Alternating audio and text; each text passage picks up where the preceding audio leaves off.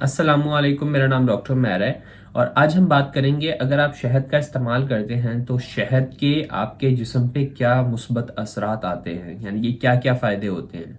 तो वीडियो बहुत इंटरेस्टिंग होने वाली है, तो वीडियो में एंड तक मेरे साथ रहिएगा। दुनिया में तकरीबन 320 अक़साम के शहद मौजूद हैं। जी हाँ, 320 अक़साम। आपने अमूमन सिर्फ छोटी मक्खी और बड़ी मक्खी के बारे में सुना होगा, पर नहीं, दुनिया में तकरीबन 320 अक़साम के शहद मौजूद हैं। इसमें कलर, टेस्ट, खुशबू इन सब की मुख्तलिफ है। शहद के अंदर सबसे बड़ा जो मेन कंपोनेंट होता है वो होता है शुगर या चीनी या कार्बोहाइड्रेट्स।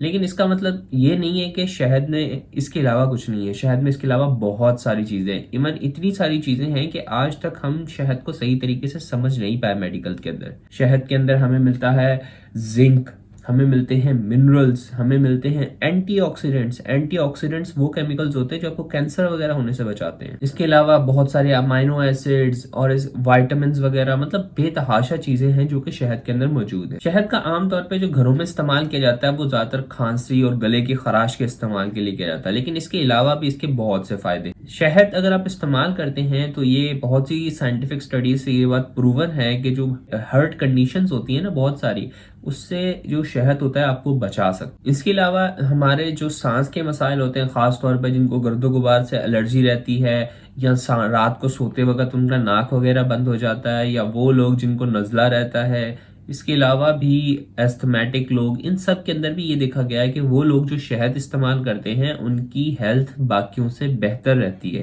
तो यानी कि इसके रिस्पायरेटरी यानी कि सांस के ऊपर भी बहुत अच्छे फवायद मौजूद। शहद की मुतालिक बहुत सारी एविडेंस ऐसी आ चुकी है कि अगर आप डायरिया के अंदर शहद का इस्तेमाल करते हैं तो जो आपकी डायरिया या जो मोशंस की शिकायत चल रही होती है वो भी कम हो सकती है। तो ये शहद के सिर्फ एक एक खास किसी जगह पे जो है वो फायदे नहीं है। शहद के फायदे यूनिवर्सल है, आपका जिस्म के तकरीबन हर हिस्से पर है। कुछ स्टडीज ये भी सजेस्ट करती हैं कि जो शहद है अगर वो आप इस्तेमाल करते हैं तो अगर आपको मिर्गी के दौरे वगैरह पड़ते हैं, यानी कि कन्वर्जन या फिट्स पड़ते हैं, तो इनके अंदर कुछ एंटी कन्वर्जन प्रॉपर्टीज भी हैं, यानी कि आपको दौरे पड़ने से भी रोक सकते हैं ये। फिर इसके अलावा ये भी देखा गया है कुछ स्टडीज के अंदर कि जो लोग शहद का इस्तेमाल रेगुलरली करते हैं उनकी मेमोरी ज्यादा बेहतर है जो लोग रेगुलरली शहद का इस्तेमाल नहीं करते। इवन एज अ मुस्लिम हमारे जो पैगंबर हैं हज़रत मोहम्मद सल्लल्लाहु अलैहि वसल्लम, वो भी जो शहद है उसको बहुत ज़्यादा पसंद करते थे। और इवन बहुत सी मिसालें ऐसी मिलती हैं कि वो शहद को पानी में जो है वो हल करके इस्तेमाल किया करते थे। इसके अलावा शहद के सिर्फ ईटिंग बेनिफिट्स नहीं है, शहद के बहुत सारे बेनिफिट्स हैं।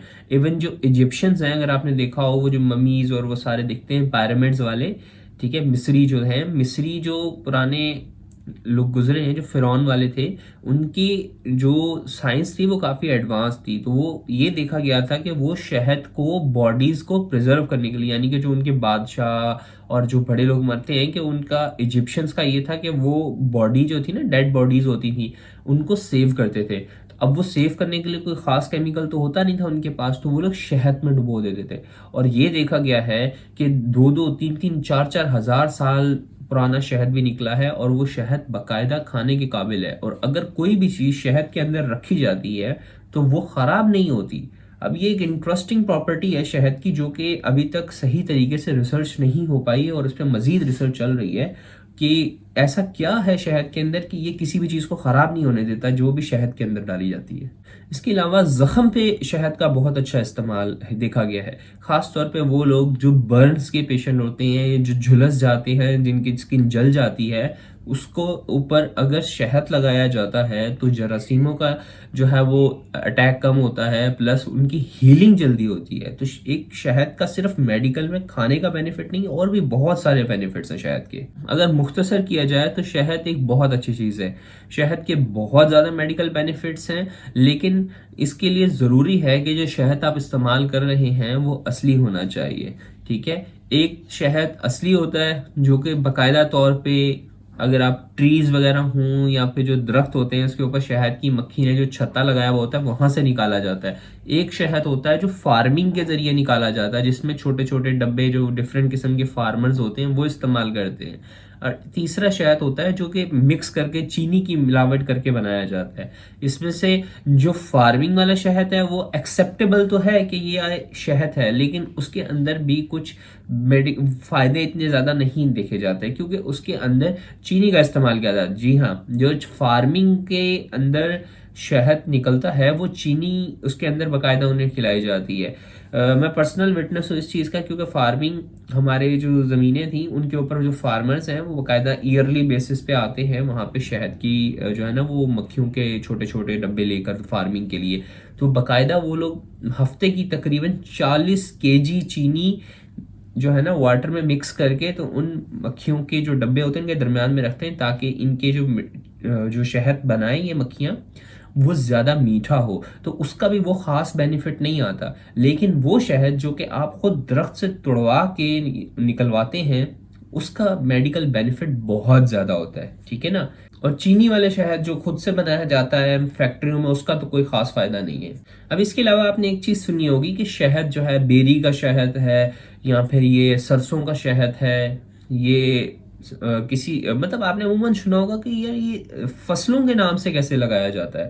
دیکھیں جو شہد ہوتا ہے نا وہ بیسیکلی جو شہد کی مکھیاں ہوتی ہیں وہ لا کے بناتی ہیں. اب اس میں یہ ہوتا ہے کہ اگر آپ جو مکھیاں ہیں یا جو ہنی بیز ہیں اگر آپ انہیں بیری کے درخت پہ لگا دیں گے تو ہوگا کیا، یا بیریوں کو جو سیزن چل رہا ہوتا ہے جس میں بیر اگ رہے ہوتے ہیں اس میں جو پھول ہوتے ہیں وہ صرف زیادہ تر بیر کے ہوتے ہیں. تو جو مکھیاں ہوتی ہیں وہ زیادہ تر جو شہد چوس کے لاتی ہیں پھولوں سے وہ بیری کا ہوتا ہے. تو اس طریقے سے وہ شاید بیری کا کہلاتا ہے. اسی طرح جو سرسوں کا سیزن ہوتا ہے اس میں سرسوں کے پھولوں کا جو ہے وہ پھول لگے ہوئے ہوتے ہیں تو اس سیزن میں جو شہد نکلتا ہے اس کو سرسوں کا شہد کہتے ہیں. پھر آم کے سیزن میں جو شہد نکلتا ہے اس کو آم کے سیزن کا شہد کہتے ہیں. تو یہ عموماً جو آپ نے سنا ہوگا نا یہ اس چیز کا شہد ہے تو وہ اس سیزن کے حساب سے ہوتا ہے کہ جس سیزن میں جو پھول اگ رہے ہیں اس سیزن کے دوران جب شہد نکالا جاتا ہے اس سیزن کے حساب سے اس کو نام دے دیا جاتا ہے کیونکہ اس کا ٹیسٹ ہی ڈیفرنٹ ہوتا ہے. اس کے علاوہ ایک چیز جس کا میں ذکر کرنا چاہتا تھا کہ جو بچے چھوٹے ہوتے ہیں ان کو عموماً پیدائش کے بعد شہد چٹایا جاتا ہے. جب بچہ پہلی بار پیدا ہوتا ہے تو پیدا ہونے کے بعد جو پہلا چیز بچے کو دی جاتی ہے وہ شہد ہوتی ہے. اب اس میں نا ایک پرابلم یہ ہے کہ جو شہد بچے کو دیا جاتا ہے پہلے تو اس چیز کی گارنٹی نہیں کہ آپ اس کو 100% نہیں کہہ سکتے کہ یہ شہد اوریجنل ہے پیور ہے. ٹھیک ہے نا. کیونکہ مسئلہ یہاں پر آتا ہے کہ جو مارکیٹ میں شہد اویلیبل ہیں آپ اس پر یقین نہیں کر سکتے. ٹھیک ہے نا. اور جو مارکیٹ میں زیادہ تر شہد موجود ہیں اس میں پرابلم یہ ہے کہ وہ زیادہ تر مکسڈ ہوتے ہیں، کچھ مکسڈ ہوتے ہیں، کچھ تو بنتے ہی فیکٹریز کے اندر ہیں. تو اس کے اندر ایک جراثیم ہوتا ہے کلوسٹریڈیم کر کے. جب بچہ پیدائش کے ساتھ پیدا ہوتا ہے تو اس کے پاس اپنی امیونٹی یا قوت مدافعت نہیں ہوتی. بچہ بالکل ایکسپوزڈ ہوتا ہے، مطلب رحم و کرم پر ہوتا ہے. اب اس کو جو امیونٹی دینی ہوتی ہے وہ ماں کے دودھ نے دینی ہوتی ہے. تو جو پہلی چیز بچے کو ملنی چاہیے نا پیدائش کے بعد پہلی چیز ہونی چاہیے ماں کا دودھ.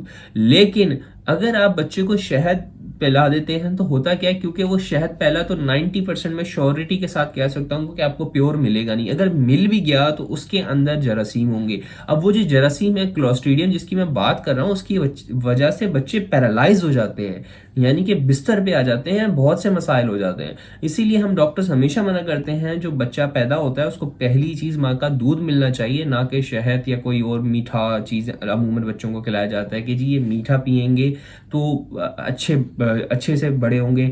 وہ اچھے سے کیا بڑے ہوں گے، وہ بیماری کے اندر پھنس جاتے ہیں. پھر دوسرا یہ مسئلہ آتا ہے کہ جو شہد ہے اگر آپ پیورٹی کے ساتھ کھلا بھی دیتے ہیں تو بچے کو ڈائریا سٹارٹ ہو جاتا ہے.